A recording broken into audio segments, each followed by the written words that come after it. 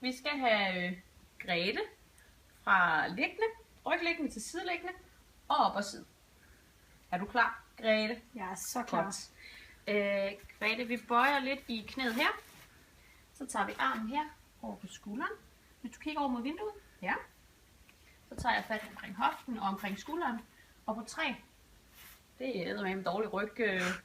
På 3, der skal du op og ligge på siden. Okay. Du er klar? Ja. Så vi siger 1, 2, 3. Så fint. Og så Grete, hvis du tager hånden herned, du kan støtte med, så lægger du vægten på her, så du kommer op og sidde. Og jeg tager fat om benene her, og du ligger der. Så tager vi fat her og her. Sådan der. Grete, jeg kommer lige ind under skulderen her på dig. Du siger, hvis jeg niver dig. Det er helt fint. Ja, godt. Sådan der. Igen på 3, så skal du op og sidde, og du står frem med hånden. Yes. Du er klar? Så vi siger 1, 2, 3. Sådan der. Så kom Grete op og sidde. I den video, der skal vi få flyttet Grete, der ligger her. Og vi skal have hende over i kørestolen. Vi bruger sådan et Easy Glide fra Ross Glide skive. Og et forflytningsbælte.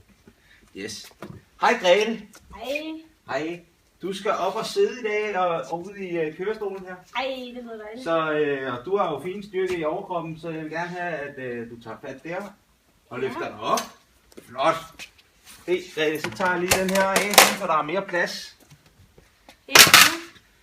Og så bruger jeg lige bæltet her. Derfor rundt om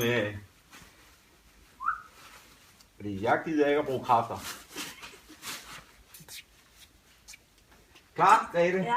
Du har fat. Jeg er så klar. Super. Godt, Grete.